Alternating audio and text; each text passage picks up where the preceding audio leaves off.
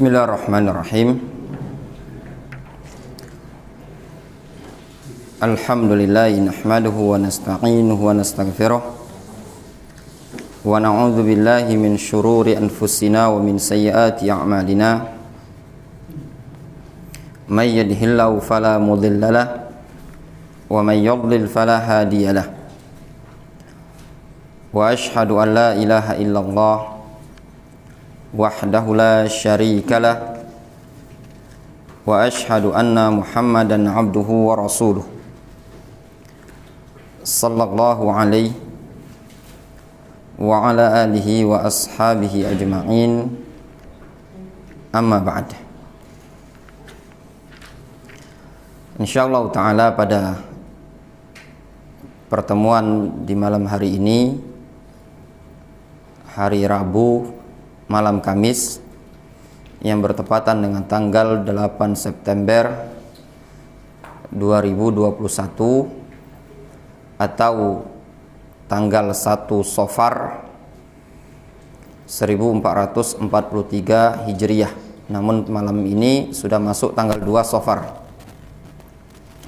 Kita akan memulai membacakan beberapa poin penting yang diambil dari buku Al-Manhajus Salafi. Definisinya, tanda-tandanya, dan bentuk dakwah Manhajus Salaf itu bagaimana. Buku ini ditulis oleh Syekh Dr. Muhammad Ibn Umar Bazmul, salah seorang dosen pengajar di Universitas Ummul Qura Mekah Al-Mukarramah. Beliau menyebutkan pada buku ini, kalau dicetakan yang saya miliki, disebutkan pada halaman ke-9. Beliau mengatakan, Al-maqsadul awwal ta'riful manhajis salafi wa usulihi wa hukmu ittiba'ihi wa fadlihi. Definisi manhajus salaf serta prinsip-prinsip pokok manhajus salaf dan hukum mengikuti manhajus salaf serta keutamaan manhajus salaf. Kata beliau, al-manhaj huwa subul wa tariq al-wadih. Manhaj itu, manhaj adalah jalan, huwa sabil wa tariq al-wadih. Yang namanya manhaj adalah jalan dan metode yang sudah jelas, gamblang. Kita kadang terdengar atau sering mendengar istilah manhaj. Apa sih manhaj itu tadi? Maka perlu dibahas di kajian ini tadi ya. Kita tahu dulu apa sih manhaj dan apa itu salafi, apa itu salafiyah. Di sini disebutkan, kata beliau, yang namanya al-manhaj huwas sabil wat tariq al-wadih. Manhaj itu adalah jalan yang lurus, yang jelas, gamblang. Wal muradu huna at-tariqah wal khuttah al-marsuma al-wadhiha allati yajri 'alaiha lil wusul ila ma'rifatin ma. Dan yang dimaksudkan di sini, yang dimaksudkan dengan manhaj di sini adalah garis, sketsa, garis yang sudah jelas yang bisa ditempuh untuk sampai kepada sesuatu yang diinginkan.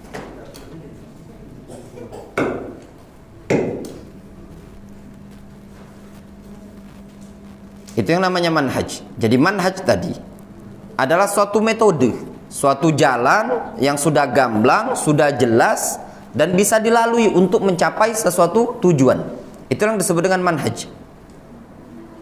Kalau mungkin bahasa simpelnya, metode untuk mencapai suatu tujuan. Itulah yang disebut dengan manhaj.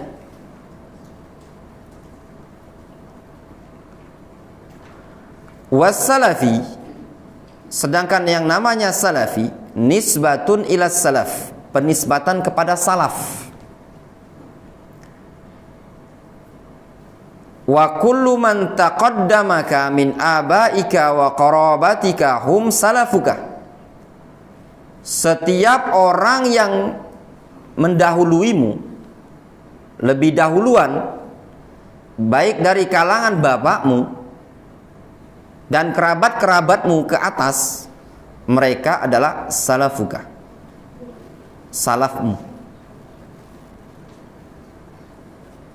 Wa jam'uha sullafun wa aslaf, jamaknya adalah sullaf atau aslaf. Wal qaum as-sullaf al-mutaqaddimun. Sedangkan orang-orang terdahulu maksudnya adalah al-mutaqaddimun, orang-orang yang sudah dahuluan.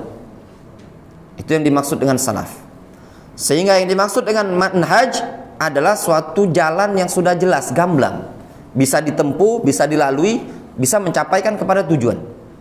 Sedangkan salaf adalah penisbatan kepada orang-orang yang sudah dahuluan.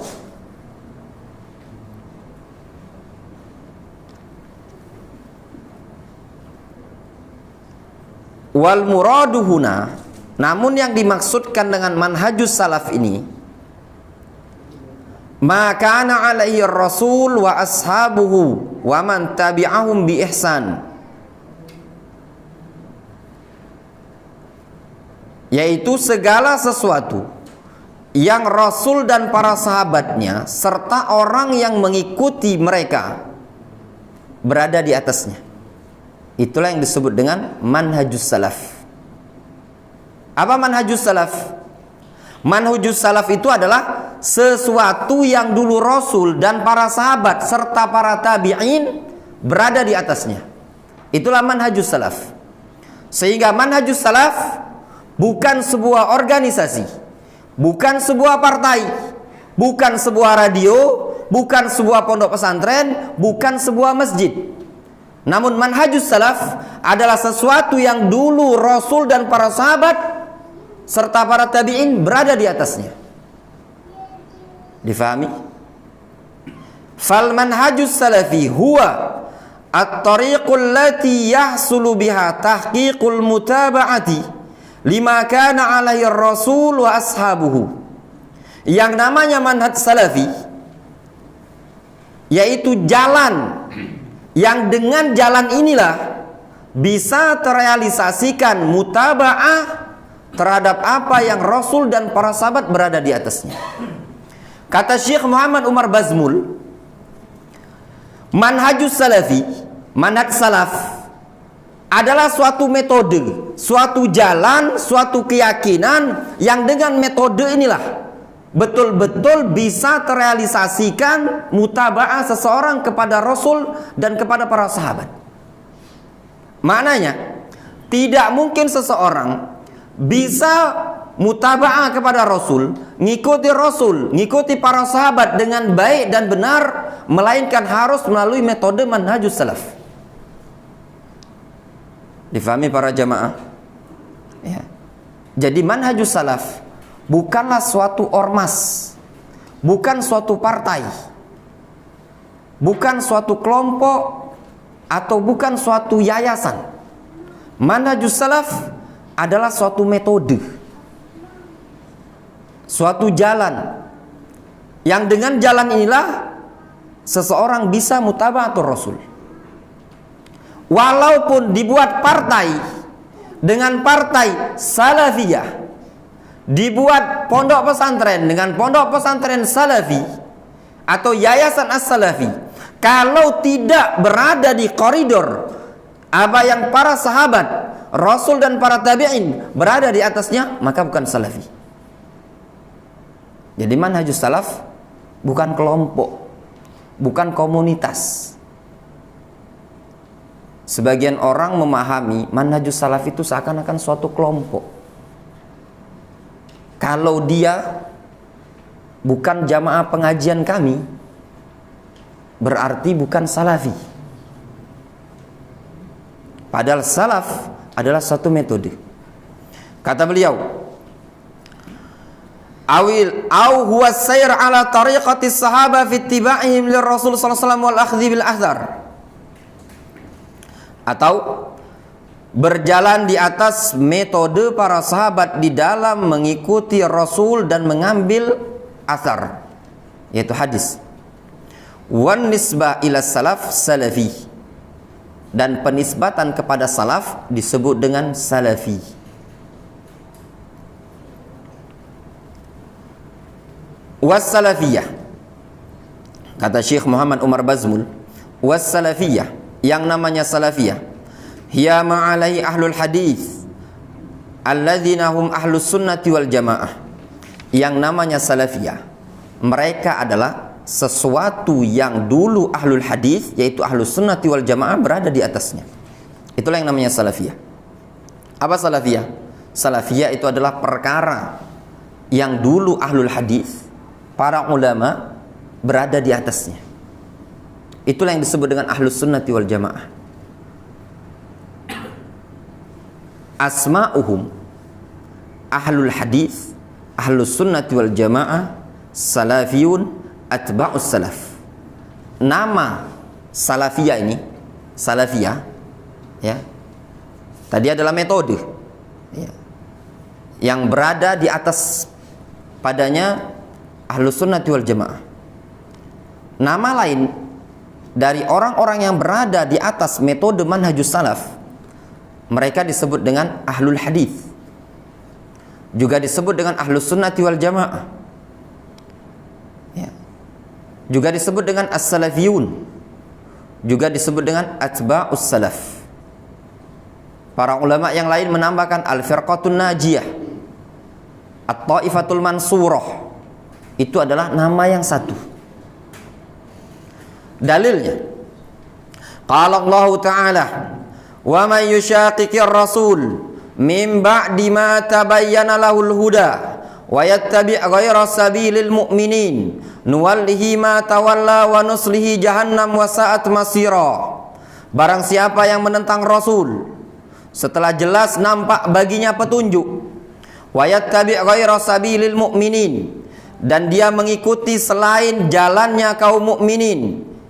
Kata Allah Subhanahu wa taala, siapa yang menentang Rasul, membangkang terhadap Rasul sallallahu alaihi wasallam, membangkang sunnah Rasul alaihi salatu wasallam, setelah nampak baginya hidayah, nampak baginya petunjuk, sudah dijelaskan kebenaran seperti ini, dia tahu al-haq adalah apa yang dibawa oleh Rasul alaihi salatu wasallam, kemudian ditentang sama dia, tidak mau diikuti. Wa yattabi' ghayra sabilil mu'minin, sudah tidak mau mengikuti petunjuk Rasul, tidak mau mengikuti bimbingan Rasul, dia yattabi' ghayra sabilil mu'minin, ngikuti selain jalannya kaum mukminin. Siapa mukminin yang dimaksudkan dalam ayat ini? As-sahabah, para sahabat. Sudah tidak mau mengikuti Rasul, nentang jalannya para sahabat. Double. Dampaknya kata Allah Subhanahu wa taala, nuwallihi ma tawalla. Kami biarkan dia berpaling. Orang yang tidak mau mengikuti jalannya Rasul, tidak mau mengikuti jalannya para sahabat, kami biarkan dia berpaling terus, berada di kesesatannya.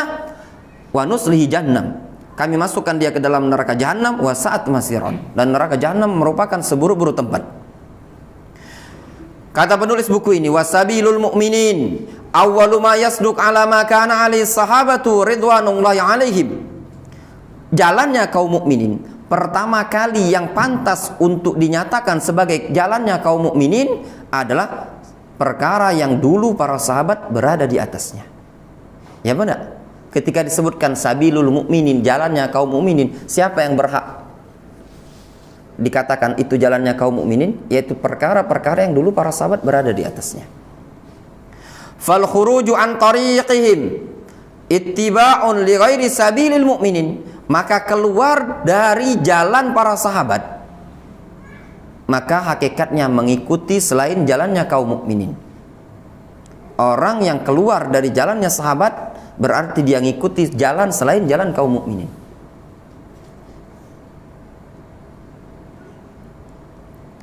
Kemudian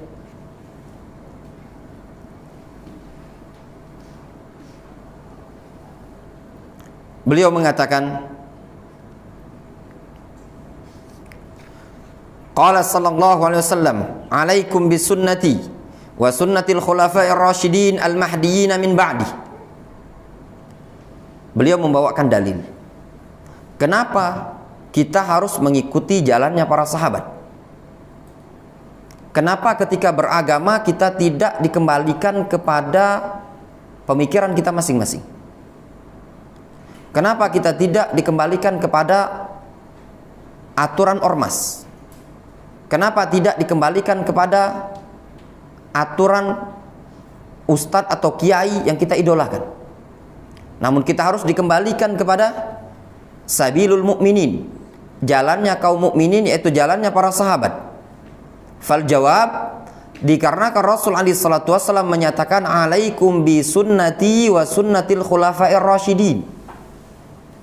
Wajib bagi kalian untuk berpegang teguh dengan sunnahku dan sunnah khulafa'ir rasyidin. Kenapa khulafa'ir rasyidin? Al-mahdiyyin, kata Rasul, dikarenakan khulafa'ir rasyidin adalah orang yang terbimbing. Kenapa kita kembali kepada Abu Bakar, Umar, Utsman dan Ali? Dikarenakan mereka adalah orang yang terbimbing, mendapat petunjuk dari Allah Subhanahu wa taala di dalam beramal soleh, di dalam bermuamalah, di dalam bermanhaj. Kata Imam Abu Hatim Ibnu Hibban, beliau menyatakan ketika mengomentari sabda Rasul alaikum bisunnati, kata Ibnu Hibban, qauluhu fa'alaikum bisunnati, sabda Rasul alaikum bisunnati inda zikrihi al-ikhtilaf, ketika Rasul menyebutkan adanya perbedaan. Hadis ini awalnya kan Rasul menyatakan fa innahu man ya'ish minkum fasayara ikhtilafan katsiran. Barang siapa yang hidup setelahku nanti, dia akan melihat sekian banyak perbedaan. Ya benar? Yang ini pendapat A, yang ini B, yang ini C, ini D. Apa kata Rasul? Ketika seseorang menemui sekian banyak perbedaan, alaikum bisunnati, wajib bagi kalian untuk mengikuti sunnahku. Wa sunnatil khulafa'ir rasyidin al-mahdiyyin min ba'di, dan wajib mengikuti sunnah khulafa'ir rasyidin yang terbimbing setelahku. Kata Ibnu Hibban, Rasul menyebutkan alaikum bisunnati, yaitu tatkala beliau menyebutkan adanya perbedaan alladzi yakunu fi ummati, yang terjadi di tengah-tengah umat beliau.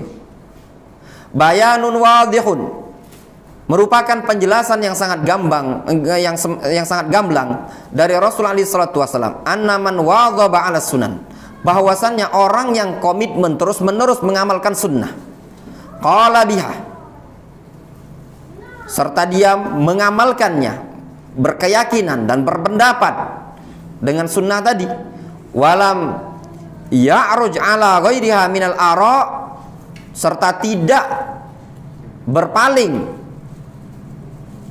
kepada selain sunnah dari pemikiran-pemikiran yang ada, minal firaqin najiyah fil qiyamah, maka orang yang seperti ini tadi, yang dia komitmen dengan sunnah, berpendapat dengan pendapat sunnah, kemudian dia berkeyakinan sesuai dengan sunnah, tidak menoleh kepada pendapat-pendapat yang lain, kata Imam Abu Hatim Ibnu Hibban, beliau menyatakan kana minal firaqin najiyah, orang tersebut termasuk golongan kelompok yang selamat. Ja'alanallahu minhum bimannihi, semoga Allah Subhanahu wa taala menjadikan kita termasuk golongan mereka.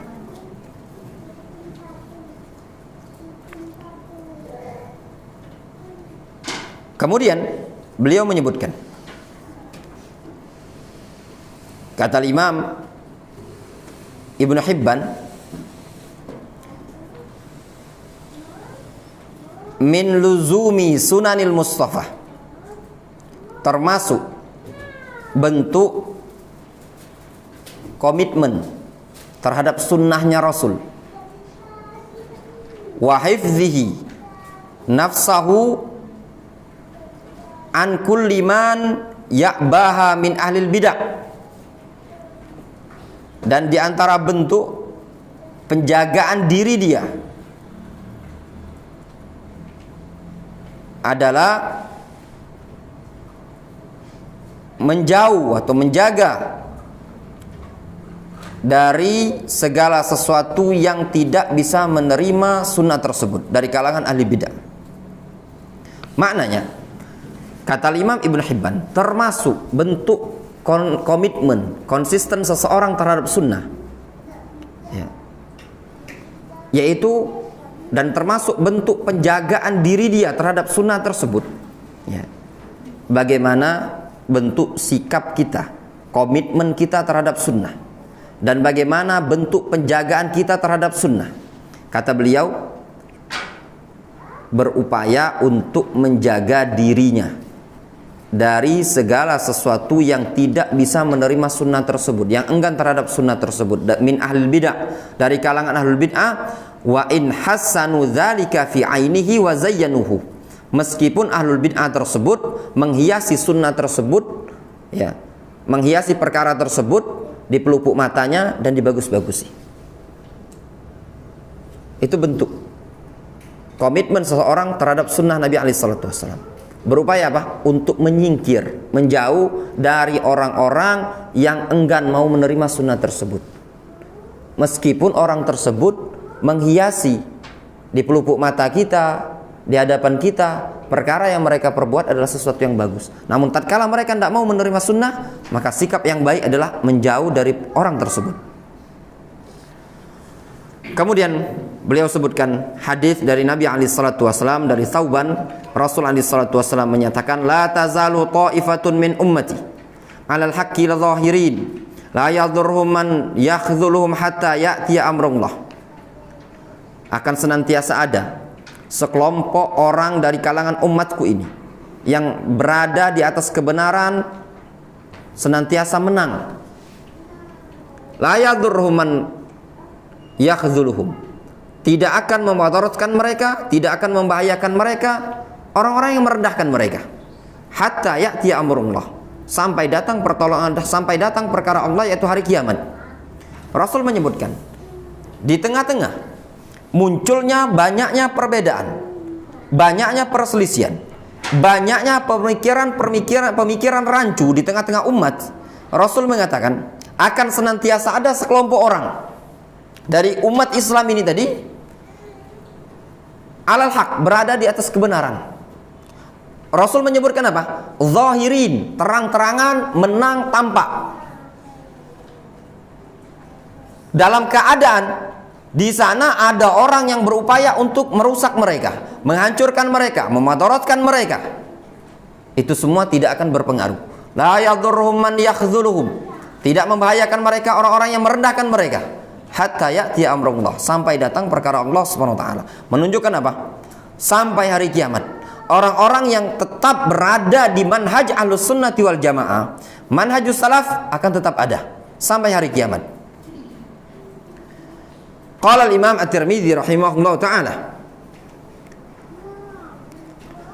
beliau menyatakan, sami'tu Muhammad ibn Ismail, yakni Al-Bukhari, aku mendengar Muhammad bin Ismail, yaitu Al-Imam Al-Bukhari. Kata Al-Imam At-Tirmidzi, aku mendengar Al-Imam Al-Bukhari rahimahullah ta'ala berkata, sami'tu Ali ibn Al-Madini, aku juga kata Imam Bukhari, aku mendengar Ali ibn Al-Madini. Sanadnya dari Tirmidzi, Tirmidzi mendengar dari gurunya Bukhari, Bukhari mendengar dari Ali bin Madini. Kata Ali bin Madini ketika beliau menjelaskan hadis, la tazalu ta'ifatun min ummati zahirina 'alal haq, akan senantiasa ada sekelompok umatku berada di atas kebenaran. Kata Ali bin Madini, hum ahlul hadis, mereka adalah ahlul hadis. Sehingga Ahlus Sunnati wal Jamaah adalah ahlul hadis. Apa makna ahlul hadis? Mereka adalah orang-orang yang berupaya untuk mempelajari hadis Nabi alaihi salatu wasallam. Dari sini para jamaah yang dirahmati oleh Allah Subhanahu wa taala, ketika dulu di masa-masa keemasan, ahlul hadis adalah orang-orang yang komitmen dan istiqomah di atas al-haq. Bisa bayangkan bagaimana di zamannya Al-Imam Ahmad rahimahullah ta'ala fitnah terbesar, fitnah yang membuat goyah sebagian fuqahaul Baghdad, fitnah khalqil Quran, yang membuat sebagian para ulama bertauriyah ketika dipaksa untuk mengucapkan Al-Quran adalah makhluk. Imam Ahmad terpenjara. Datang fuqaha Baghdad, fuqaha Baghdad, ahli fikih wilayah Baghdad. Dia mengatakan kepada Imam Ahmad, "Duhai kiranya Ahmad, engkau perintahkan, keluarkan fatwa agar masyarakat memberontak." Ini sudah zalim penguasanya. Siapa yang menyarankan seperti ini? Fuqaha Baghdad, ahli fikih, bukan orang kaleng-kaleng seperti kita. Kata Imam Ahmad, tidak boleh memberontak terhadap penguasa. Ditanggung oleh Imam Ahmad rahimahullah ta'ala, karena beliau tahu, beliau ahlul hadis, beliau ahli fikih. Oleh karena itu para ulama mengatakan ahlul hadis hum ahlul fiqh, mereka ahli fikih. Kalau mereka ahli fikih belum tentu ahlul hadis. Makanya orang-orang yang kokoh akidahnya rata-rata mereka ahlul hadis. Kata Ali bin Madini rahimahullah ta'ala, a'azzallahu al-islam birajulain, bi Umar yaumar riddah, atau bi Abi Bakar yaumar riddah, wa bil Imami Ahmad yaumal mihnah. Allah Subhanahu wa taala muliakan agama Islam dengan perantara dua orang laki-laki, dengan Abu Bakar pada hari banyaknya orang-orang murtad, dan dengan perantara Imam Ahmad rahimahullah taala pada hari yang penuh dengan ujian. Bayangkan kekokohan Imam Ahmad rahimahullah taala. Makanya beliau dilaqabi dengan gelar Imam Ahli Sunnati wal Jamaah, Al-Imam Ahmad Ibnu Hanbal rahimahullah ta'ala, Ahlul Hadis. Dari sini, dari ungkapan Ali bin Madini rahimahullah ta'ala, para jamaah yang dirahmati oleh Allah subhanahu wa ta'ala, yang namanya Salafi, Ahlus Sunnati wal Jamaah identik dengan hadis. Makanya bagi kita semua, selain kita membaca Al-Quran, upayakan ada waktu bagi kita membaca hadis Nabi alaihi salatu wassalam. Perkataan orang yang paling mulia di muka bumi ini tadi. Setelah kita membaca kalamullah, luangkan waktu untuk membaca hadis. Jangan sampai kita mengaku saya adalah salafi, ikut kepada Al-Quran dan Sunnah, namun tidak pernah baca Al-Quran, tidak pernah baca hadis. Sangat miris di kalangan sebagian ikhwanuna, ya, ketika kajian di sini diajarkan Riyadhus Shalihin, dia tidak pernah punya Riyadhus Shalihin. Cuman 150.000 buku Riyadhus Shalihin, kumpulan hadis 2.000 lebih, tapi kuota mampu terbeli ya tidak punya. Gimana mau jadi ahlul hadis kalau seperti ini? Jadinya ahli kota. Ya, bukan tiap pekan beli buku tadi kan, bukan tiap bulan baca hadis, satu hari satu hadis, satu hari satu hadis. Diajarkan Bulughul Maram, terdapat padanya hadis Nabi alaihi salatu wasallam, harus punya. Simpan baik-baik, ini sabda Rasul alaihi salatu wasallam. Seorang muslim, ya saya katakan, kalau seorang salafi di rumahnya ya tidak ada buku hadis, ya masih dipertanyakan. Lagi mana dia mau mengatakan saya ngikuti hadis tapi dia tidak tahu dengan hadis? Ya benar. Dia mengatakan saya ikut Al-Quran tapi tidak pernah baca Al-Quran, tidak pernah mentadaburi Al-Quran. Terus gimana yang mau dipakai? Ya benar. Itu namanya slogan. Ya, slogan. Kullun yadda'i waslan bilailah wa laila la tuqir lahum bidzakah. Kata seorang penyair, setiap orang ngaku punya hubungan dengan Laila, tapi Laila tidak mengakui punya hubungan dengan dia. Semua orang mengaku ahlus sunnah, mengaku ahlul hadis, namun dia sendiri tidak cinta dengan hadis Nabi alaihi salatu wassalam. Kemudian beliau membawakan hadis Nabi alaihi salatu wassalam. Wa an Muawiyah bin Abi Sufyan radhiyallahu anhu qala ala inna Rasulullah sallallahu alaihi wasallam qama fina. Faqal, dari Muawiyah bin Abi Sufyan, dulu Rasul sallallahu alaihi wasallam pernah berdiri di tengah-tengah kami. Beliau mengatakan, ala inna man kana qablakum min ahlil kitab iftaraku ala 72 millah. Ketahuilah, kata Rasul, sesungguhnya orang-orang sebelum kalian dari kalangan ahlul kitab, Yahudi dan Nasara, terpecah menjadi 72 golongan. Wa inna hadhil millah, sesungguhnya agama ini, agama Islam ini tadi, sataftariku ala 73 firqatan, sesungguhnya umat Islam ini akan terpecah menjadi apa? Salas wa sab'in, 73. Apa 73 ini? Firqah, millatan, sekte, kelompok. Sintani wa sab'una finnar, 72 golongan terancam dengan neraka. Wa wahidatun fil jannah wa hiyal jamaah. Satu orang ada di surga. Satu kelompok yang ada di surga. Apa itu? Al-jamaah. Terus apa al-jamaah? Apa sih al-jamaah ini tadi? Sebagian orang menganggap al-jamaah itu kalau al-jamaah itu adalah jamaah Islamiyah. Ya, jamaah lagi apa? Jamaah LDII. Jamaah apa lagi? Jamaah tabligh. Ini apa lagi? Jamaah salafi. Apakah seperti itu? Tidak seperti itu. Rasul menjelaskan dalam lafaz yang lain ketika ditanya man hum ya Rasulullah, mereka adalah al-jamaah, kata Rasul. Hum man kana ala mithli ma ana alaihi yaum wa ashabi. Mereka orang-orang yang berada di atas yang apa aku dan para sahabatku berada di atasnya. Jadi patokan tadi bukan kelompok para jamaah. Patokan adalah berada di atas kebenaran. Abdullah bin Mas'ud radhiyallahu anhu, beliau menyatakan al-jamaah ma wafaqal haqqa wa in kunta wahdak. Yang namanya jamaah adalah sesuatu yang mencocoki kebenaran meskipun engkau dewean. Walaupun satu masjid ini tadi, kalau tidak mencocoki kebenaran, bukan berada di atas al-jamaah. Difahami baik-baik. Sehingga yang namanya manhajus salaf bukan kelompok, bukan komunitas, tapi manhaj. Difahami? Karena sebagian orang memahami manhajus salaf itu kelompok. Kelompok itu gini, ketika ada orang ngaji di Masjid Al-Jihad ini tadi, berarti dia salafi. Ya, dia salafi. Belum tentu. Lihat personnya dia. Apakah kehidupan sehari dia, keyakinan dia, amalan dia sesuai dengan apa yang Rasul dan para sahabat berada di atasnya?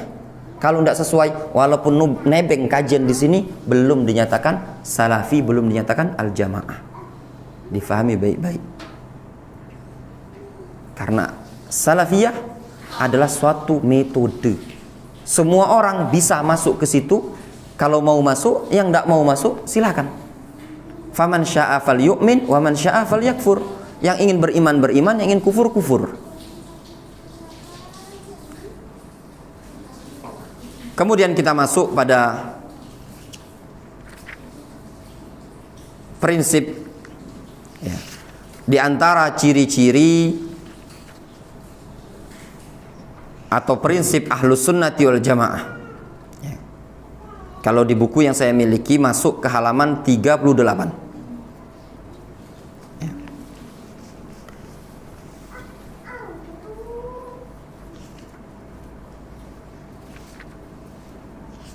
Di antara prinsip ahlus sunnati wal jamaah atau prinsip as-salafiyah dinyatakan oleh Syekh Muhammad Umar Bazmul pada aslul tsalits al-hadar minal bid'ah wal mubtadi'in. Itu prinsip ahlus sunnati wal jamaah. Waspada dari kebid'ahan dan ahli bid'ah. Itu poin penting. Kata beliau, yuhadzirus salafiyun minal bid'ati wal mubtadi'in.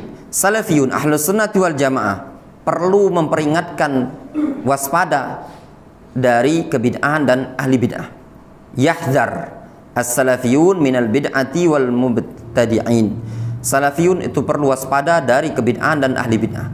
Di anna Rasul sallallahu alaihi wasallam hadzara minha kama fi qaulihi. Dikarenakan Rasul memperingatkan dari bahaya kebid'ahan tadi, sebagaimana dalam sabda beliau, iyyakum wa muhdatsatil umur wa iyyakum wa muhdatsatil umur, waspadalah kalian dari perkara-perkara yang baru, fa innaha dhalalah. Kata Rasul, dikarenakan setiap perkara yang baru adalah dhalalah, kesesatan. Yang menyatakan perkara yang baru, kebid'ahan adalah dhalalah, itu Rasul alaihi salatu wassalam. Jangan merasa gerah dengan istilah bid'ah, dengan istilah dhalalah. Dikarenakan yang menyatakan bid'ah sesat adalah Rasul alaihi salatu wassalam. Kemudian Rasul menyatakan, "Faman adraka dzalika minkum." Barang siapa yang mendapati perkara yang baru ini tadi, fa alaihi bi sunnati wa sunnatil khulafa'ir rasyidin al-mahdiyyin. Addu 'alaiha bin nawajid. Maka wajib bagi kalian untuk berpegang teguh dengan sunnahku dan sunnah khulafa'ir rasyidin, dan gigitlah sunnah tersebut dengan gigi geraham. Digigit dengan gigi geraham. Sesuatu kalau digigit dengan gigi geraham susah lepas. Ini patokan. Yang ini selesai sholat begini, yang ini selesai sholat begini, yang ini dengan begini. Lihat bagaimana tata cara Rasul dan para sahabat selesai sholat. Gampang kan? Sangat gampang. Namun kalau dikembalikan dengan kemauan masing-masing, tidak akan bisa bersatu umat. Makanya Syekhul Islam Ibnu Taimiyah beliau menyatakan, as-sunnatu makrunatun bil jamaah kama annal bid'ata makrunatun bil furqah. Sunnah itu senantiasa bergandengan dengan jamaah persatuan, sebagaimana bid'ah akan senantiasa bergandengan dengan perpecahan. Coba contoh misalkan, seseorang mengamalkan sunnah, seluruhnya pasti akan satu. Namun kalau dikembalikan kepada pemikiran masing-masing, ara'ar rijal, adat istiadat, masjid ini A, masjid ini B, masjid ini C, terus berbeda setiap wilayah, maka tidak mungkin akan bisa bersatu.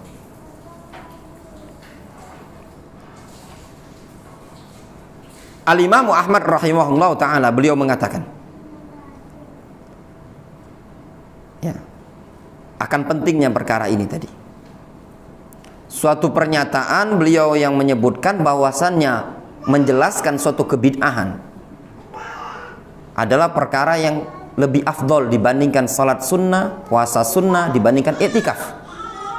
Pernah ditanyakan kepada Imam Ahmad rahimahullah ta'ala, ar-rajulu yasumu wa yusalli wa ya'takif ahabbu ilaika au yatakallam fi ahlil bid'ah. Wahai Imam Ahmad, ada seseorang, dia salat, dia puasa, dia i'tikaf, lebih engkau cintai ataukah orang yang mengkritiki ahli bid'ah? Yang mana yang lebih engkau cintai?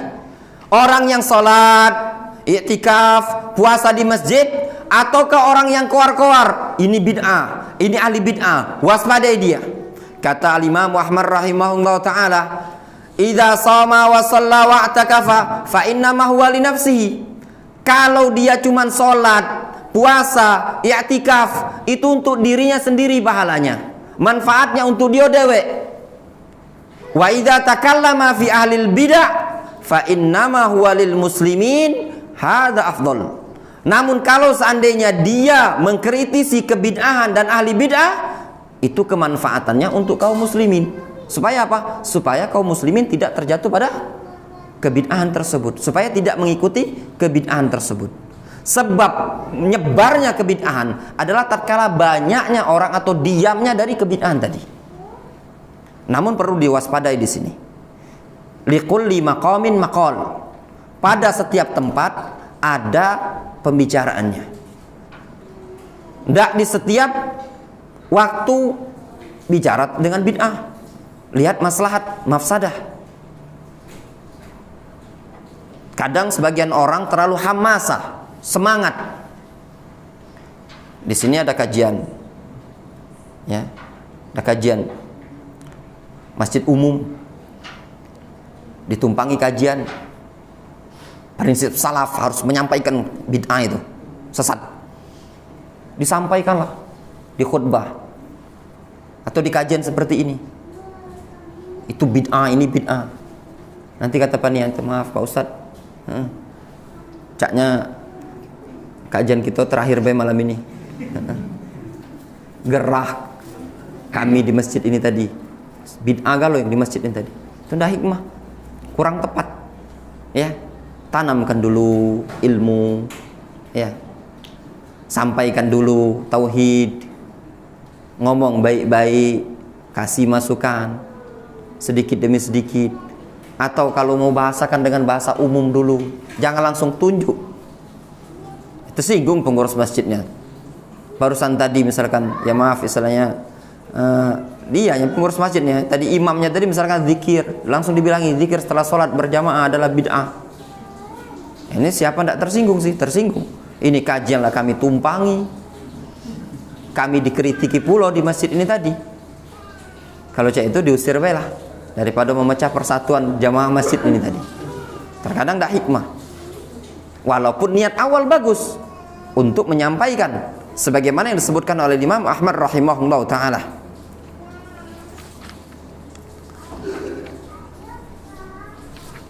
Kemudian qala Abul Mudhfar As-Sam'ani rahimahullah ta'ala, inna umirna bil ittiba' wa nudibna ilaihi wa nuhina 'anil ibtida' wa zujirna anhu wa syi'aru ahli sunnah ittiba'uhum lis salafis salih wa tarkuhum kullama huwa mubtada'un muhdatsun. Kata Abul Mudhfar As-Sam'ani, sesungguhnya kami umirna bil ittiba' wa nudibna ilaihi, kami diperintahkan untuk ngikut dan kami dianjurkan untuk membebek kepada Rasul, ngikut kepada Rasul. Wa nuhina 'anil ibtida', serta kami dilarang dari membuat perkara yang baru. Wa zujirna anhu, kami dikecam dari perkara yang baru. Wa syi'aru ahli sunnah ittiba'uhum lis salafis salih. Syiar ahlus sunnah adalah ngikut salafus salih. Dari sini para jamaah yang dirahmati oleh Allah Subhanahu wa taala, seluruh aspek baik dalam masalah amalan, muamalah, keyakinan, ibadah, bahkan metode dalam berdakwah, ikut saja salaf. Kalau salaf tidak ada, sudah. Ya, nampaknya ini banyak orang nonton TV. Mungkin alangkah baiknya kita buat sinetron salafi. Ya nak? Buat film salafi. Yusuf pemeran utamanya tadi. Nata Bowo sutradaranya misalkan. Judulnya apa? Sinetron Al-Jihad. Nah itu tadi. Masjid Al-Jihad buat sinetron. Film episode. Kan pertama malam apa? Malam Ahad misalkan kan tayang di TV. Metode niatnya mau dakwah tapi apa? Melalui sinetron. Tidak pernah dilakukan oleh salaf, tidak pernah dilakukan oleh para ulama. Sebagaimana sinetron-sinetron yang ada ya, untuk nakut-nakuti. Kadang alasannya untuk dakwah ya. Sinetron azab. Ya, masih ada azab masih ada ya? Azab itu tadi. Karena galak nganak ke beras, nganak ke duit. Riba, matinya keluar asap, keluar api di kuburan tadi. Ini contoh sesuatu yang dakwah tidak mengikuti salaf. Yang lain, nampaknya di masjid ini kurang ramai kalau pengajian. Terus di mana? Banyaknya anak-anak muda itu dengarkan musik. Buat metode dakwah dengan musik sehingga muncullah nada dan dakwah. Suatu metode dakwah yang sudah tidak dilakukan salaf. Kata Abu Mudhfar As-Sam'ani, kami diperintahkan cuma untuk ngikut bena. Sudah, ikuti salaf. Syiar ahlus sunnah, ngikuti salaf. Bagaimana berdakwahnya Rasul terhadap penduduk Mekah? Bagaimana Rasul mendakwai penduduk Madinah? Bagaimana dakwahnya para sahabat? Ikuti. Itu keberkahan pada mereka. Wa tarkuhum kullama huwa mubtada'un muhdatsun. Dan termasuk syiar ahlus sunnah adalah mereka meninggalkan segala sesuatu yang mubtada' dan muhdats, yang baru lagi diada-adakan. Itu syiarnya ahlus sunnah wal jamaah. Segala perkara yang baru waspadai. Jangan bebek. Bebek tuh gini, ngelihat caknya boleh ini. Ya ikhwan para jamaah, kita itu kalau mati tidak ditanya berkelompok. Ya apa enggak? Kamu dari jamaah mana? Masjid Al-Jihad. Siapa yang ngisi di situ? Ustadz fulan. Ketuanya siapa? Si fulan. Ya sudah, tidak lagi ditanya. Apa seperti itu? Enggak. Ya, alangkah lemaknya cak itu tadi. Antum ngaji di mana? Ngaji di sini. Ya sudah, lolos. Enggak ditanya seperti itu. Itu pemahamannya NU. Kalau murid ngaku saja, kalau ditanya malaikat, jamaahnya Kiai Haji Hasyim Asy'ari. Itu pernyataan siapa? Said Akil Siraj ya. Said Akil Siraj. Nanti kalau ditanya malaikat bilang saja, katanya dia rombongannya Kiai Haji Hasyim Asy'ari. Tidak seperti itu. Ahlus sunnah akan ditanya. Lihat ketika disebutkan dalam hadis, malaikat nanya kepada seseorang hamba yang mukmin, "Man rabbuk?" Dia jawab, "Rabbi Allah." "Wa man nabiyuk?" Siapa nabimu? Dia menjawab, "Muhammad sallallahu alaihi wasallam." "Wa ma dinuk?" Apa agamamu? Dia menjawab, "Dinil Islam." Kemudian disebutkan dalam hadis, malaikat nanya lagi, "Wa ma yudrik?" Dari mana engkau tahu? Ruh tersebut menjawab, "Qara'tu kitaballah wa saddaqtuhu." Aku tahu jawaban itu tadi. Aku tahu dikarenakan aku baca kitabullah wa saddaqtu, aku membenarkan. Berarti dia tahu tadi didasari apa? Dengan ilmu, bukan ngikut. Termasuk kadang kita ini ngikut-ngikutan, kadang nggak tahu dalilnya. Dilihat pengajian Masjid Al-Jihad itu, dilihat, ini kan awam, ngelihat jamaah pengajian Masjid Al-Jihad itu celana cingkrang, kalau dicingkrangkan pula dia. Kadang 5 tahun melok pengajian sampai detik ini pun tidak tahu kenapa mencingkrangkan celana di atas mata kaki ini tadi. Ya apa enggak? Karena sebaris jamaah tadi cingkrang galuh, melok cingkrang, tapi sama sekali dia tidak tahu dalil. Wong bejenggot, melok bejenggot. Ini namanya apa? Membangun agama bukan dengan ittiba, tapi apa? Dengan taklid. Ittiba itu dia tahu dalil. Makanya sebelum kita mengamalkan sesuatu, kita harus tahu dalil. Ya. Sebagian orang, anak contohkan, sholatnya kadang, ya enggak? Tegang itu tadi kan. Kadang ini sebabnya ngikut sebagian jamaah. Padahal dari sisi dalil tidak ada disebutkan dalil seperti ini. Ia sebutkan dalam hadis sejajar dengan pundak. Pundak ini pundak. Ini kalau ini dada. Ya benar? Atau sejajar dengan daun telinga.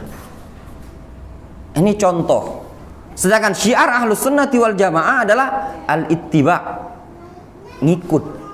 Nah, tidak mungkin kita bisa mengikut kepada Al-Quran dan Sunnah melainkan dengan belajar, duduk di majelis ilmu, banyak membaca. Wallahu ta'ala alam shawab. Sudah masuk waktu Isya, insyaallah kita lanjutkan setelah salat Isya.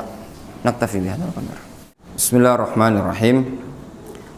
Alhamdulillah nahmaduhu wa nasta'inuhu wa nastaghfiruh wa na'udzu billahi min syururi anfusina wa min sayyiati a'malina. May yahdihillahu fala mudilla lahu wa may yudlil fala hadiya lahu.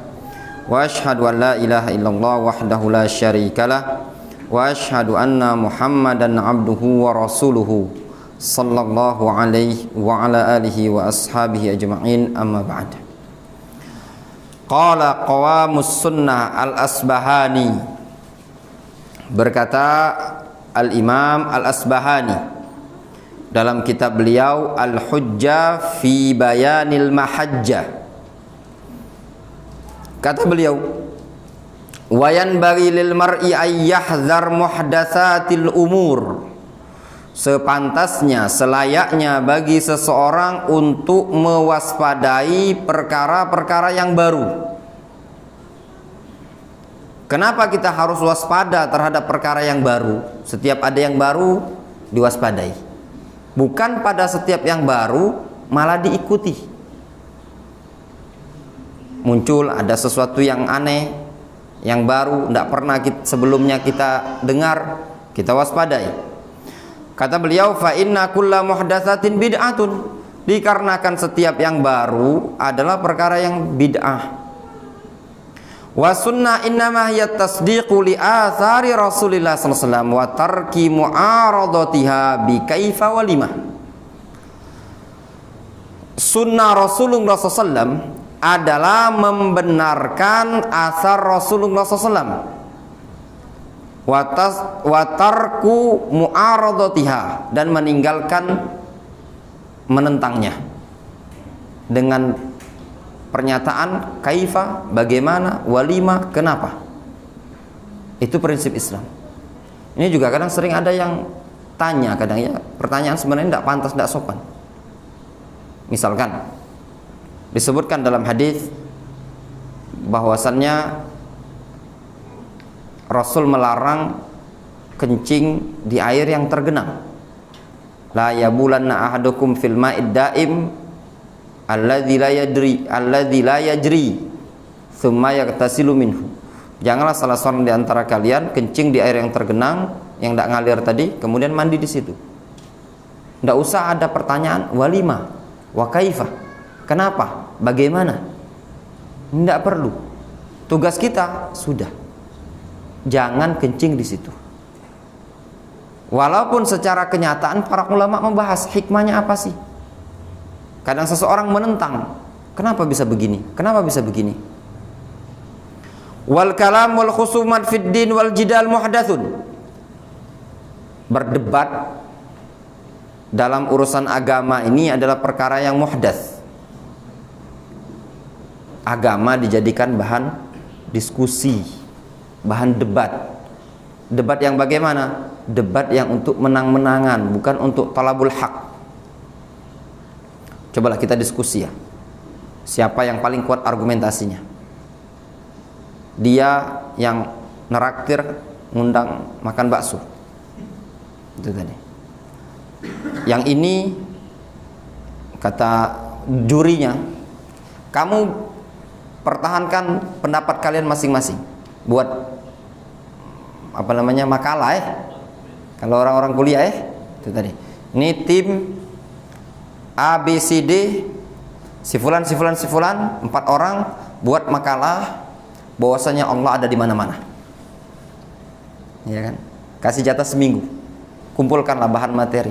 Yang ini Allah SWT di atas langit.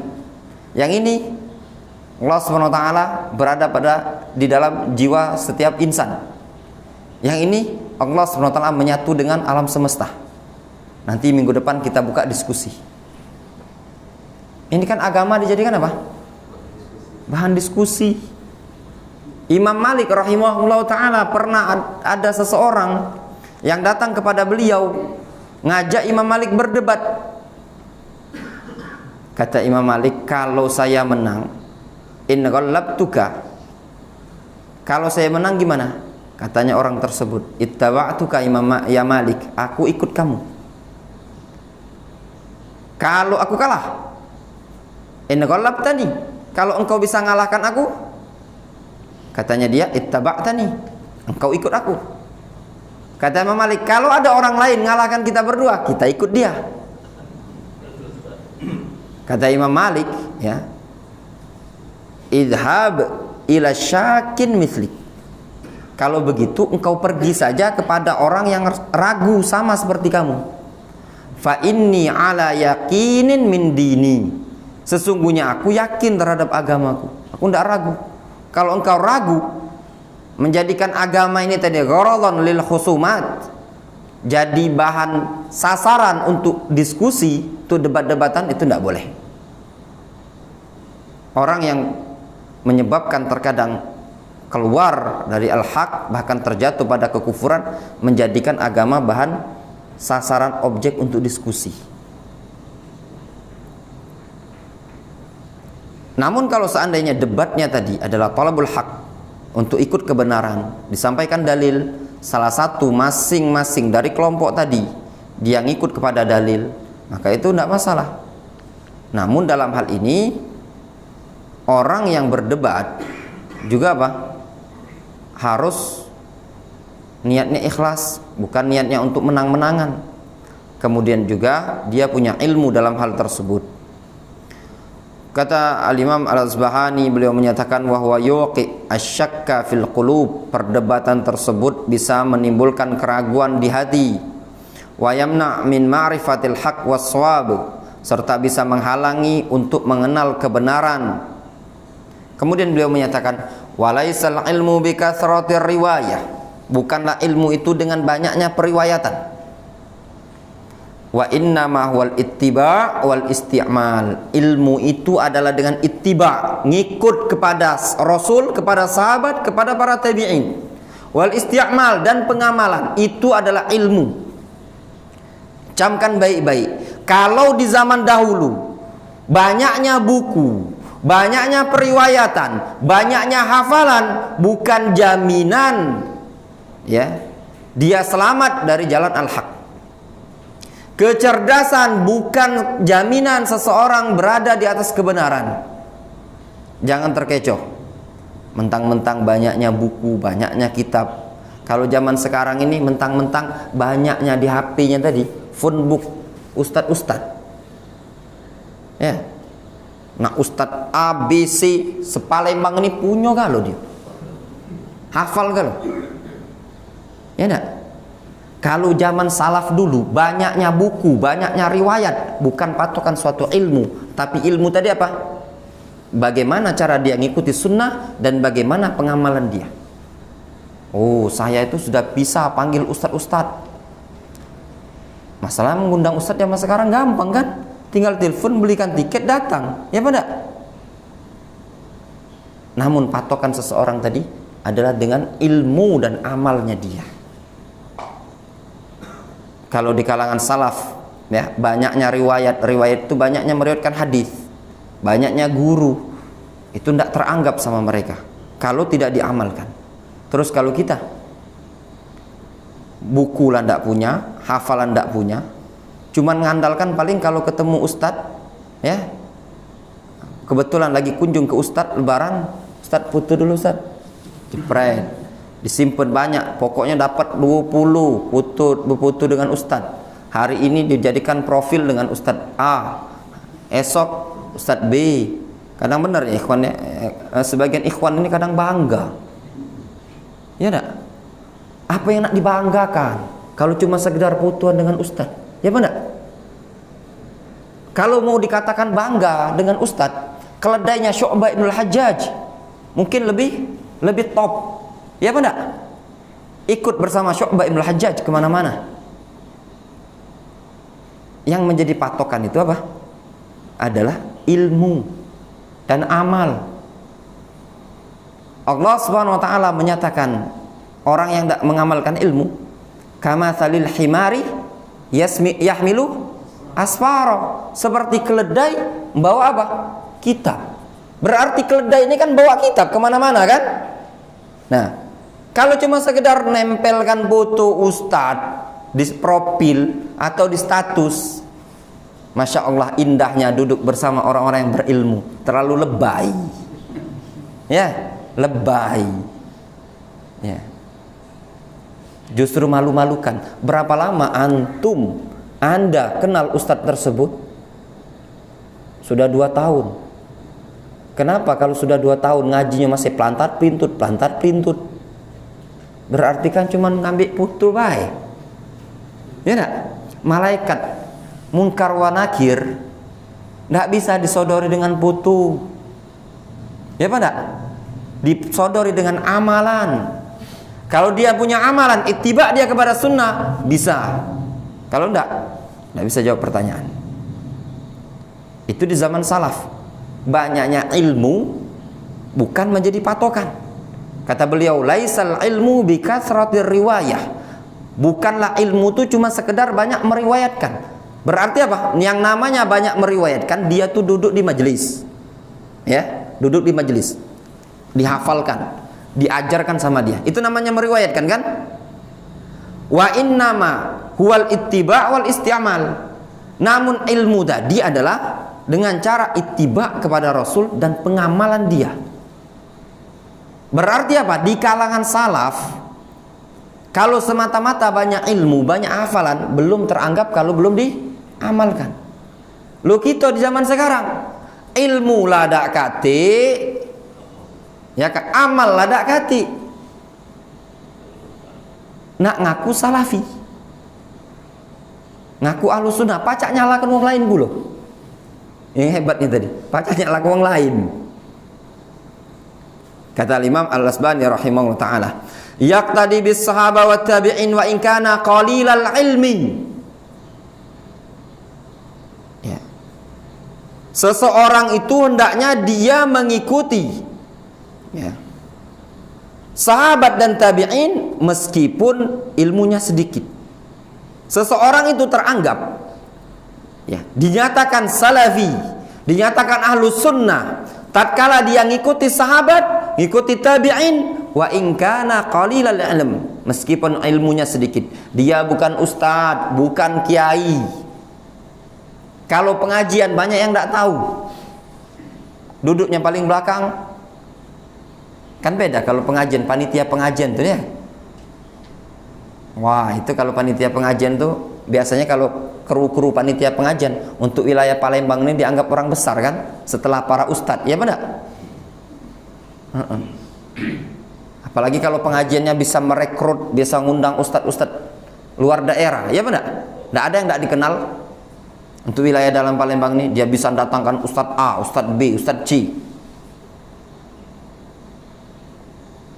Namun di sana ada orang ya, yang bukan panitia kajian, bukan pula ustadz, namun dia ittiba bis sahabah, ya ketidak bit tabi'in, ngikuti sahabat, ngikuti tabi'in.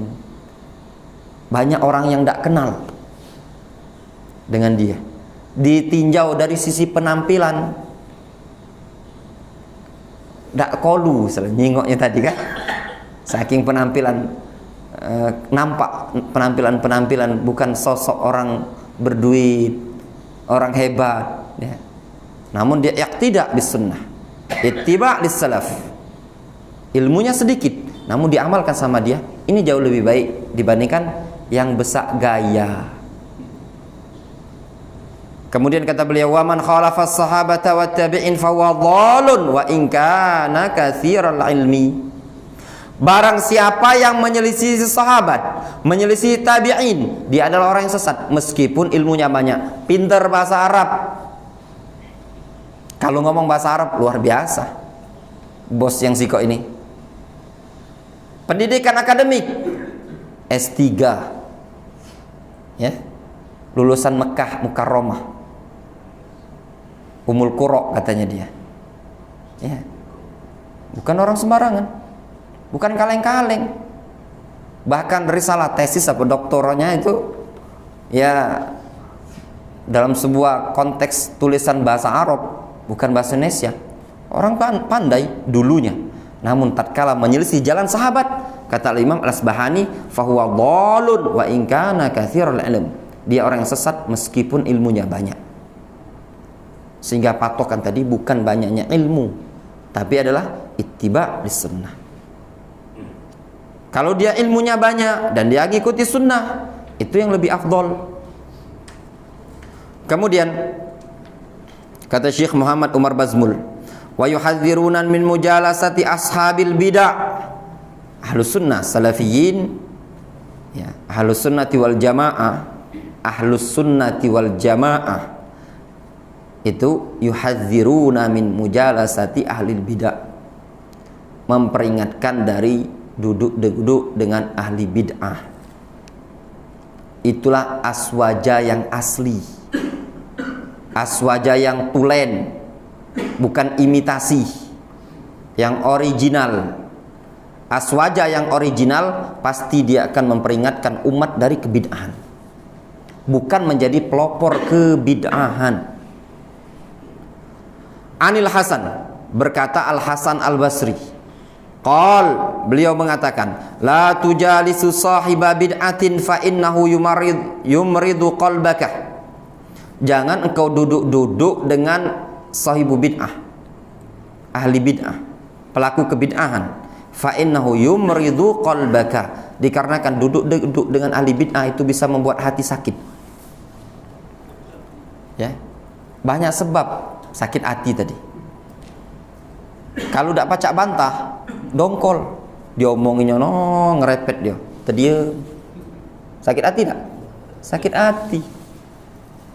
Cobalah ya, kadang sebagian wong tuh tahu dia tuh al-haq, cuman dia tidak pacak ngomong ya tak?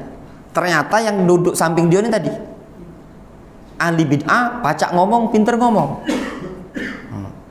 terdiam baik. Kapan balik misalkan ngomong, "Ay, banyak syubhatnya tadi. Cuman sayang aku udah pacak bantah." Itu tadi kan. Ini sebabnya tadi. An Sufyan Ats-Tsauri. Saya pernah pengalaman nih, anak pernah pengalaman perjalanan Palembang sama Lubuk Linggau. Kebetulan terpisahlah sama ikhwan ini kursi. Kebetulan dia ini tadi duduklah samping bapak-bapak dari Kertopati itu tadi. Bapak-bapak itu sinis sekali dengan Salafi ini tadi.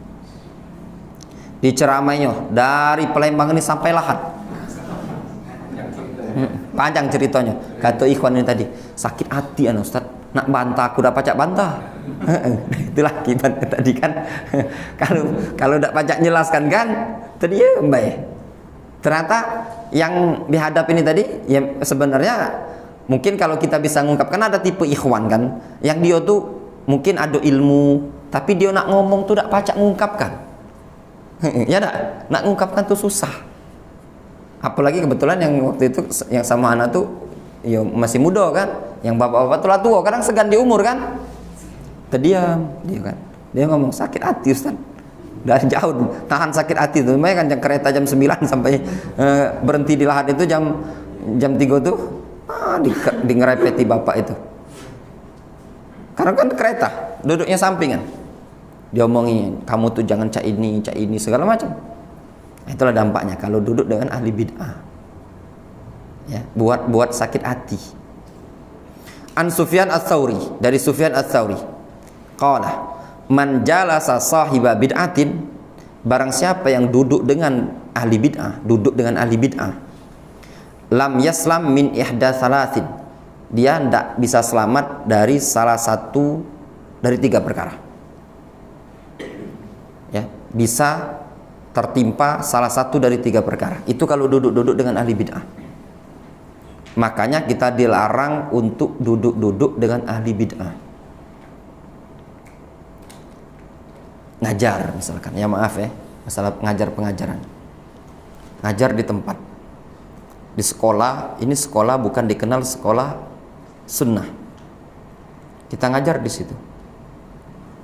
Katanya Sufyan Ats-Tsauri, imma ayyakuna fitnatan li ghairihi, bisa jadi ini fitnah bagi orang lain. Ana ambil contoh, ada ahli bid'ah, tanpa kita sebutkan ya, Palembang terlalu banyak, ada ahli bid'ah. Ana duduk di situ, ya, ngumpul, ya, di sini di suatu masjid ada undangan, ya, ngumpul, ini Yai fulan, kiai fulan. Itu kan dilihat sama orang. Berarti kan boleh belajar. Itu baik ustadz salaman, pelukan. Itu ustadz selfie berdua. Ya benar? Sambil pelukan tangan, gandengan, berfoto. Tersebarlah foto ini tadi. Itu kan fitnah bagi orang lain kan? Nanti kata jamaahnya dia, sudahlah kalian itu jangan dikit-dikit nyalakan kami, bid'ah. Tuh lihat ustadz kalian tuh kunjung ke pondok kami, ngisi kajian di tempat kami. Ya benar, fitnah. Oh berarti boleh belajar di situ. Buktinya aja tuh, ustadz fulan itu kan ngajar di situ. Padahal ini memang gembongnya, markasnya dia, markas ahli bid'ah. Contoh, ya. Dan anak tidak mau menyebutkan dalam hal ini. Mungkin antum sendiri temui ya tadi. Poin yang seperti ini tadi. Fitnah. Wa imma ayyaqa'a fi qalbihi syai'un. Atau kata Sufyan Ats-Tsauri, duduk dengan ahli bid'ah ini tadi, bisa nempel sesuatu di hati kita. Fayazillu bihi, lalu dia tergelincir. Fayudkhiluhumullahu an-nar. Kemudian Allah memasukkan dia ke dalam neraka. Kadang kena syubhat, terlalu longgar muamalah, ya. Dengan kelompok ini berkawan, dengan ini berkawan, kita rangkulan katanya. Yang kemarin kokoh memperjuangkan sunnah, Lama-lama lembek. Itu banyak. Nggak usah mau jauh-jauh ya. Kita tidak diragukan lagi bagaimana Syekh Muqbil Ibn Hadi Al-Wadi'i keras mendidik murid dalam sunnah, berpegang teguh dengan sunnah. Makanya terkenal istilah kalau diaman keras. Tetapi Syekh Muqbil juga punya murid yang tidak mengindahkan nasihat Syekh Muqbil. Usama Al-Qusi, Mesir, murid senior Syekh Muqbil tahun 80-an. Sekarang udah cikur jenggot, termasuk yang mempelopori partai di Mesir. Usama Al-Qusi. Kenapa? Duduk-duduk dengan ahli ahwa'i wal bid'ah. Yang lain yang sekarang ada di Yaman namanya Hani bin Buraik Al-Adani ya. Kemarin sebelum ana balik itu muhadharah ceramah kencang luar biasa. Belajar bukan setahun 2 tahun, dari tahun 90-an, dari awal 90 belajar di Yaman sampai lanjutkan di Saudi. Karena duduk dengan tokoh-tokoh Ikhwanul Muslimin, duduk dengan tokoh-tokoh politikus, duduk dengan ahlul ahwa'i wal bid'ah. Sekarang celana sudah musbil, sudah ilmu sudah ditinggalkan. Terakhir rangkulan jabat tangan dengan pendeta Nasrani. Itu yang di Yaman. Apakah di Saudi tidak ada? Banyak. Ana sungkan menyebutkan. Ya. Di Indonesia banyak. Terlalu banyak. Ya, Ana tidak bisa, bukan tempatnya di sini untuk menyebutkan. Ana sebutkan di Yaman ya karena itu yang bisa Ana sebutkan. Terlalu banyak, terlalu bermudah-mudahan duduk dengan ahlul ahwa'i wal bid'ah. Kalau tidak memfitnah orang lain atau dia sendiri. Yang ketiga, bisa menyebabkan kata Sufyan Ats-Tsauri, wa imma yaqul wallahi ma ubali ma takallamu bihi wa ana wathiqun bi nafsi.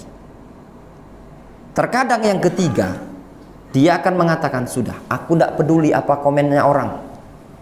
Yang penting aku percaya dengan diriku dewek. Aman, insya Allah aku bisa membentengi. Faman aminallaha ala dinihi tarfata ainin salabahu iyahu. Maka barang siapa yang merasa aman dari Allah SWT terhadap agamanya walaupun sekejap mata, maka Allah akan cabut rasa keamanan tersebut. Jangan merasa aman dari penyimpangan. Duduk-duduk dengan ahlul ahwa'i wal bid'ah, ahlul kalam. Ya. Misal. Kira-kira gimana lah gambaran antum seandainya antum belajar di tempat ini, belajar di tempat belajar itu tadi, dosennya antum bukan ahlus sunnah. Gimana belajar? Yang antum pelajari ilmu agama. Yang ini Ikhwanul Muslimin, yang ini NU Tulen, yang ini penghiman ini, ya Sufi Tulen. Masuk dosen antum, duduk di situ. Bisakah membentengi diri? Jawaban pasti tidak bisa.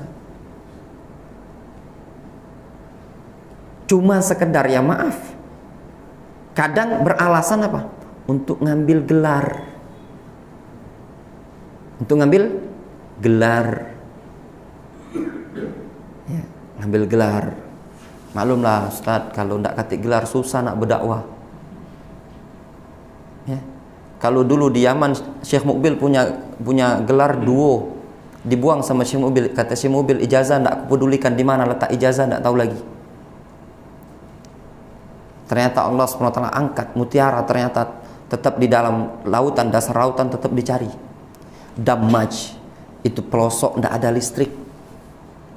Syekh Muqbil dakwah seorang diri. Namun ternyata apa?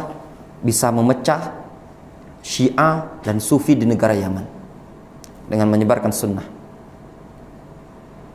Kadang kita, ya, barokah itu datangnya dari Allah SWT. Namun duduk-duduk dengan ahlul bid'ah seperti itu, iya, kalau sampai selesai dapat ijazah, kita masih istiqomah, nanti nempel syubhat. Akhirnya apa? Salafi, pengajian salafi, iya. Pengajian sini laju. Nah, yang seperti ini tidak mungkin. Terus kadang sebagian orang, ya maaf ya, ini agak mengkerucut, kadang sebagian orang untuk mendapatkan gelar karena alasan sekolah zaman sekarang ini butuh pendidikan, kita S2, S3, kita perlu belajar ngambil gelar. Di mana kita harus duduk di tempat ahlul kalam. Kira-kira kita yang tahu ilmunya duduk dengarkan Pak dosen S2 ini, doktor ini, profesor ya. Kalau ngambil S2 itu dosen ahlul kalam.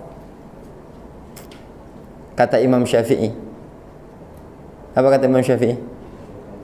Barang siapa yang man tarakal kitab wa sunnah wa aqbala ala ilmil kalam, ya, jazai ayyudrab bil jarid wan ni'al wa yutaf alaihim fil asyair wa yuqal hadza jaza'u man tarakal kitab wa sunnah wa aqbala ala ilmil kalam.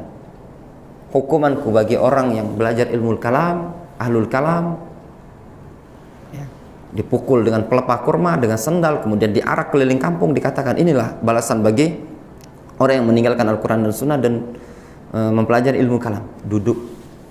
Kuatkah kita duduk pelajaran sejam, ceramah, sekarang tidak usah jauh-jauh, ini sebagian kawan kita saksi, ya, beberapa kawan yang kuliah di Ma'had itu yang di sana.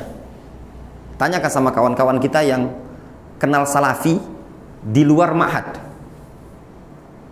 ya, kawan-kawan mungkin anak yakin juga ada di sini, ya, mungkin yang biasa ikut kajian Ustaz Abdurrahman Yusa atau di mana-mana, ya, yang sebagian ikhwan-ikhwan muda-muda ya, mahasiswa-mahasiswa yang ikut kajian yang kuliahnya di seberang, paham ya maksudnya seberang, ya, bagaimana perasaan mereka ketika di kampus diomongi sama dosen, ada yang diomongi, kerasnya kau salafi aliran keras, ya enggak? Rasa di hati itu sakit, nak ngelawan tak baca. Masalah dosen, kaget di keluarga, diam. Kadang dia sampaikan syubhat. Sampai ada seorang ikhwan, ya mungkin termasuk jamaah suka kajian di Al-Jihad ini juga, dia cerita ketika masih kuliah itu, dosen anak Ustaz katanya, aku bawa buku Kun Salafian Al-Jadah, ingat? Ya, kalau tidak salah dulu pernah dikaji di Masjid Bakti ya, Kun Salafian Al-Jadah itu. Dibilang sama dosen tuh, penulis bukunya keras sekali ini. Kita kalau yang cak itu ya, misalnya buku Ustadz kita diomongi sama dosen kita cak itu kan rasalah cak mana lah, sesuatu yang tidak memungkinkan, minyak bercampur dengan air. Cuma terkadang itu tadi kitanya sendiri untuk menyemplung ke sana. Sudah tahu ini tempat yang tadi kubangan seperti campur aduk ini tadi, kita memaksakan di sana, itulah yang menyebabkan tadi akhirnya membuat down. Ima sakit hati, nahan dongkol selama 5 tahun ini tadi. Biarlah dia omongin salafi keras, tersipu. Ketika kadang nyindir. Ini yang bisa katakan oleh si Sufyan Ats-Tsauri tadi, yumrid qalbak, sakit hati. Ketemu sakit hati. Itulah dampak duduk-duduk bersama ahlul ahwa'i wal bid'ah. Jadi guru misalkan, ngajar di suatu tempat, pengajar-pengajarnya tadi campur, sama dampaknya seperti itu tadi. Terkadang kitanya yang terfitnah atau orang lain yang terfitnah dari tindakan kita tersebut. Makanya para jamaah yang dirahmati oleh Allah Subhanahu wa taala, selagi ada tempat belajar, tempat yang bagus, ngambil ilmu di pondok-pondok yang sudah ada, yang ma'ruf, mengajarkan Al-Quran dan Sunnah, itu jauh lebih baik.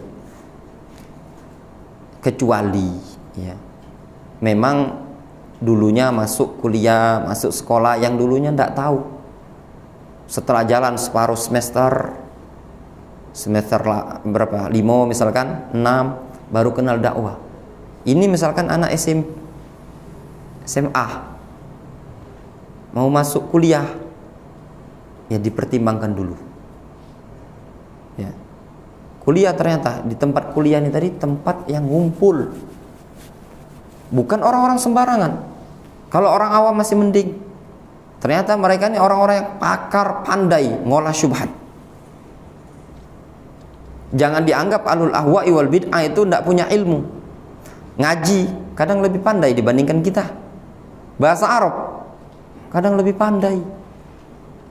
Makanya para ulama melarang untuk diskusi, debat dengan mereka. Takutnya ilmu kita tidak kesampaian, kita yang digulung sama ahlul ahwa'i wal bid'ah. Lihat pengalaman ikhwan-ikhwan ya, kawan-kawan kita yang pernah pengalaman kuliah di tempat-tempat yang seperti itu. Kadang mereka dua kiranya belum terlanjur. Kalau udah terlanjur kadang enggak, mungkin kan ngomong sama orang tua, Pak, Mak, ini berhenti bela kuliah. Kenapa? Banyak ahlul ahwa'i wal bid'ah di sini. Mak bapak juga tidak tahu apa itu bid'ah atau ahlul ahwa itu tadi kan. Sudah jalani sama dia dalam keadaan hatinya. Selesai dapat ijazah ya sudah, alhamdulillah, selamat. Nah kadang kita sengaja nak numpang di situ tadi. Ya, kadang sengaja nak kuliah. Ya, dalam keadaan kita ini maaf misalnya tuh lulusan luar negeri, lulusan Madinah, lulusan Yaman, yang dianggap sebagai public figure. Cuma mau pengen gelar-gelaran, maklumlah kalau gelarnya doktor, mungkin dipanggil kemana-mana. Dipanggil kemana-mana mungkin iya, tapi barokah. Syekh Ibnu Utsaimin punya gelar apa enggak? Enggak punya gelar, tapi berkahnya beliau. Ya. Berkah itu ternyata datangnya dari Allah Subhanahu wa taala. Syekh Al-Albani rahimahullah taala punya pondok. Di mana pondok Syekh Albani? Kati pondok. Punya masjid? Kati. Adakah salafi di Indonesia yang tidak kenal Syekh Albani? Adakah ustadz yang tidak kenal Syekh Albani rahimahullah ta'ala? Kalau ada ustadz ngaku-ngaku salafi tidak kenal sama Syekh Albani, dah berhentilah belajar ke dia. Berarti salafi imitasi. Itu baiklah. Sekelas orang awam lagi tahu dengan Syekh Albani, sekelas awam. Sampai ada orang awam ini ngobrol sama kebetulan dia tuh perangkat desa, perangkat RT lah itu kan. Kita mau izin ngontrak tempat belajar itu. Ya, ngobrol-ngobrol masalah agama nih. Bukan hadis tuh Albani yang pacak mensohikan. Itu tadi. Tahu dia kalau ada si Albani. Itu kan. Bukan si Albani pacak mentoifkan mensohikan. Nah, sekelas awam berarti kan tahu si Albani.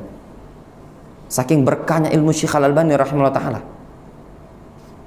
Di kalangan misalkan Persis, Muhammadiyah, bahkan di kalangan NU sekalian tahu yang namanya Syekh Al-Albani rahimahullah ta'ala. Saking namanya tadi dikenal sama lawan dan kawan. Keberkahan datangnya dari siapa? Dari Allah subhanahu wa ta'ala. Nah dari sini ikhwan, untuk menjaga keberkahan tadi, jangan sampai kita menyelisih koridor jalan yang ditempuh oleh para ulama. Apa itu yang disebut oleh para ulama? Untuk menjauhi ahlul ahwa'i wal bid'ah. Dikatakan oleh al-Imam Ibnu Qayyim rahimahullah ta'ala, ya, beliau menyebutkan yang namanya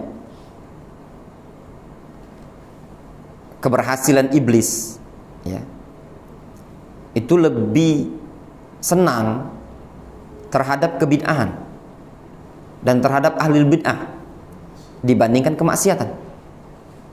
Kenapa? Kalau ahlul maksiat itu lebih diharapkan taubat.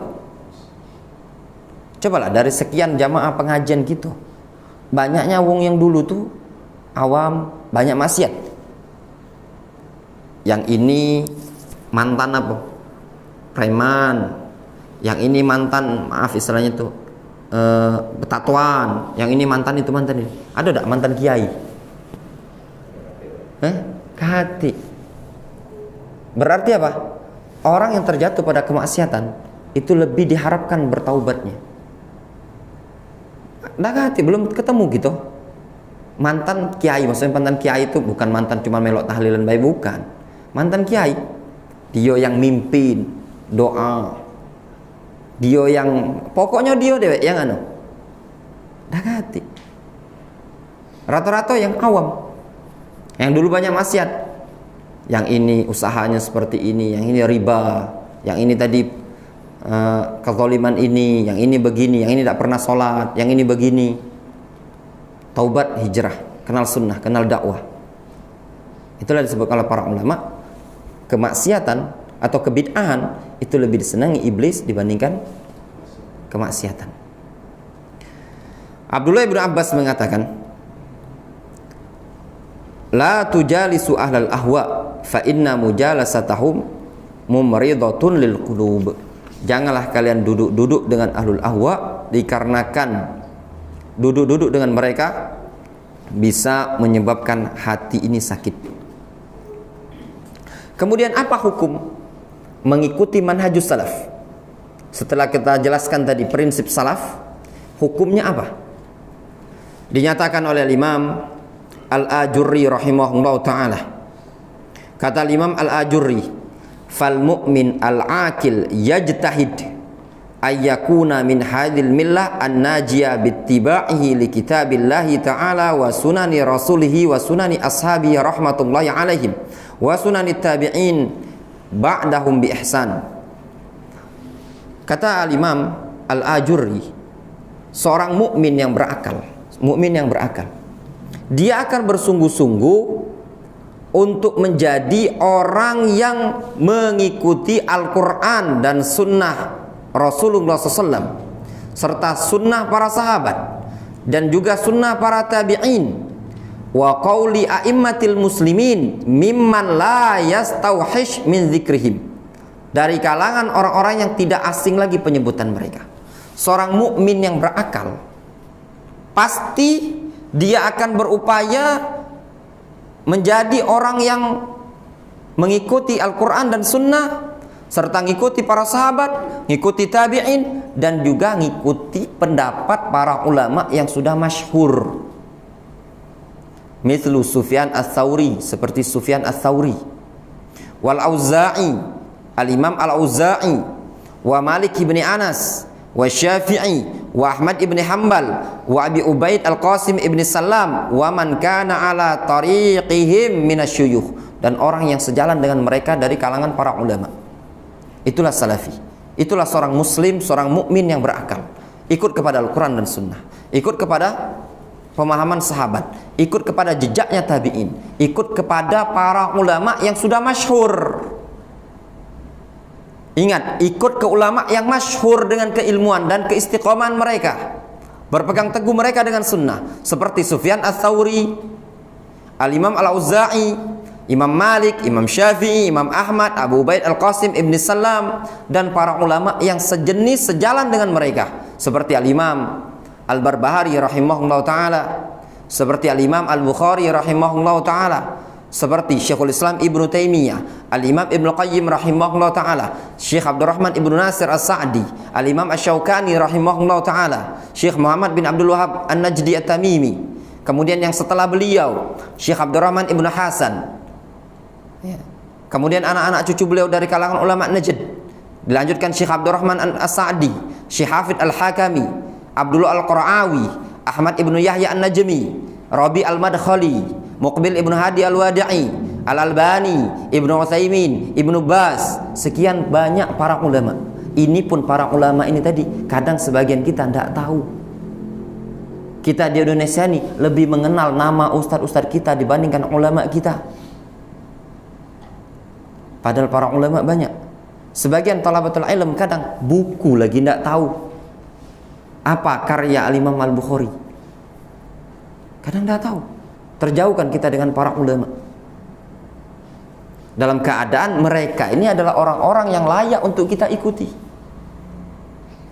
sedangkan guru-guru kita cuma sebagai perantara. Makanya anak sangat miris kadang ya, sebagian ikhwan kadang tidak tahu apa yang dipelajari. Ada kajian, apa? Tidak tahu. Kajian tauhid, bukunya apa? Tidak tahu. Siapa penulisnya tidak tahu. Macam mana kita dengan ulama kita beda? Tidak tahu. Ya tidak? Ketika mau kajian harus tahu buku apa yang kita pelajari. Siapa ulamanya tadi? Ada anak kecil ya di YouTube itu tadi. Mungkin dari antara kita banyak yang tahu ya. Nah, kecil yang bernama Nailah. Ya, Nailah. Dia itu bisa menyebutkan nama-nama kiai sanatnya sampai ke Rasul. Nggak tahu benar apa enggak. Tapi dia menyebutkan Kiai Haji Hashim Asy'ari, Nawawi Bantani, terus sampai. Kita ini kadang nggak tahu dengan ulama kita. Kurang ilmu dan wawasan kita terhadap para ulama yang kita layak untuk bernisbat dengan mereka. Kadang nggak tahu kita siapa Ibnu Taimiyah, siapa Ibnu Qayyim rahimahullah ta'ala. Inilah pentingnya namanya belajar. Ya. Kadang sebagian kita juga nggak tahu siapa Al-Imam Asy-Syatibi. Afan ya, sebenarnya kitab ini agak, mungkin pelajaran ini agak mungkin belum pernah dibuka di sini. Sebenarnya ada permintaan dari jamaah kita ini, buka kajian kitab Al-Imam Asy-Syatibi. Judul kitabnya Al-I'tisam. Kitab itu isinya, kitab itu bagus tapi tebal. Kitab itu membahas tentang bid'ah, tentang berpegang teguh dengan sunnah. Tapi karena ketebalan, anak pakai ini Al-Manhajus Salafi ini tadi. Ya mungkin ya, tauhid sudah ada kan? Adab lado. Agak dikencengi dikit manhaj itu tadi kan? Karena udah jarang kajian masalah menyikapi bid'ah itu gimana gitu loh kan? Ya, tapi itulah, kalau nak kajian ini ya jangan gunakan mic luar, pakai mic dalam. Jangankan di kalangan kita ya, penting kajian ini tadi. Kemudian kata Imam Al-Ajurri, fama ankaruhu ankarna. Apa yang diingkari oleh mereka para salaf ini tadi, kami ingkari. Wa ma qabiluhu wa qalu bihi qabilna wa qulna bihi. Kata Imam Al-Ajurri, apa yang diterima oleh salaf, kami pun menerimanya, kami pun berpendapat dengan pendapat itu. Wa nabadna siwa dzalik, dan yang selain itu kami tolak. Itulah prinsip salaf yang dinyatakan oleh Imam Al-Ajurri rahimahullah ta'ala. Apa yang dibawakan oleh sahabat dan para ulama tadi sudah kita ikuti, kita terima. Apa yang ditolak oleh mereka, kita tolak. Selesai, gampang, simple. Tidak usah membuat sesuatu yang baru. Kata Syekhul Islam Ibnu Taimiyah rahimahullah ta'ala, beliau mengatakan, al-ilmul masyru' wan nusukul masyru' ma'khudun an ashabi Rasulillah SAW. Ilmu yang disyariatkan, ibadah yang disyariatkan, diambil dari sahabat Rasul. Itulah ilmu yang disyariatkan. Ibadah yang disyariatkan oleh Allah SWT pasti diambil dari sahabat Rasul. Wa amma ma ja'an ba'dahum, adapun yang datang setelah sahabat, fala yanbaghi ayyuj'ala aslan, maka tidak pantas dijadikan sebagai prinsip. Tidak pantas. Al-Imam Abu Hanifah beliau pernah mengatakan, apa yang datang dari Allah ala ra'si wal ain, wa ma ja'an Rasulullah SAW ala ra'si wal ain, wa ma ja'an sa'an sahabat ala ra'si wal ain, wa ma ja'an amman ba'dahum nahnu rijal wa haula'i rijal. Kata Abu Hanifah, adapun yang datang dari orang-orang setelah bersahabat, mereka punya pendapat, kita juga bisa punya pendapat. Mereka laki-laki, kita laki-laki. Maknanya mereka bisa berpendapat, kita juga bisa berpendapat, sama gitu loh. Kalau orang yang datang setelah para sahabat, perkataan mereka tidak bisa dijadikan prinsip, namun dijadikan penguat. Maknanya kalau cocok dengan dalil, cocok dengan pendapat sahabat, kita ambil. Kalau tidak cocok, maka ditolak. Difahami? Dikarenakan mereka bukan nabi, itu tabi'in. Terus apalagi kalau setelah tabi'in. Kata Ibnu Taimiyah, wa in kana sahibuhu ma'dzuran, meskipun orangnya dapat udzur. Kadang kita dapat ya ikhwan, ada satu pendapat tabi'in tapi menyelisihi dalil. Ya sudah, pendapat ini kita katakan menyelisih dalil, ditinggalkan, tidak ada dilakukan oleh sahabat. Ana ambil contoh misalkan Imam Malik atau Abu Hanifah. Abu Hanifah berpendapat bolehnya nikah tanpa wali. Bolehnya menikah tanpa wali. Ini kan menyelisih dalil kan? Pendapat seperti ini dikasih uzur dia. Mungkin belum sampai dalilnya. Wajar baik, tidak tahu dalil. Zaman dulu kan susah nyarinya, Pak. Kalau zaman sekarang tinggal buat grup WA, minta share, gampang kan? Nah, kalau zaman dulu susah. Bisa jadi dalil belum sampai, dapat uzur dia. Namun kita tidak bisa seenaknya. Nah, inilah kadang ikhwan, di kalangan kita ini, di kalangan kita salafi ini tadi, di kalangan ikhwan-ikhwan kita, bahkan thalabatul ilm, bahkan sebagian ustadz terlalu melonggarkan masalah khilaf. Dikenal dengan istilah fiqhul madhab, fikih madhab. Ini pendapat ulama Syafi'iyah, ya, menyatakan bolehnya melafadzkan niat. As-salli fardu maghribi salasa rakaat adaan lillahi ta'ala. Boleh, memang boleh menurut pendapat sebagian ulama Syafi'iyah. Nah, bagi yang menyatakan boleh, berarti kita yang berpendapat tidak boleh, berpendapat bid'ah, hal tersebut jangan keras-keras. Itu kan ada juga ulamanya. Harus toleransi. Silakan antum akhi dengan pendapat antum seperti itu. Akhirnya apa? Kalau seperti ini, ya, kita harus toleransi pada setiap pendapat, maka hampir-hampir tidak didapati kebid'ahan. Ya benar. Musik sepakat para ulama haram. Ya, 4 mazhab haram. Ternyata ada yang menyatakan boleh, ya enggak? Boleh. Ibnu Hazm teranggap dalam masalah fikih. Dah kelop lagi. Ya enggak? Apalagi? Masalah nikah mut'ah. Nikah mut'ah haram, nikah kontrak.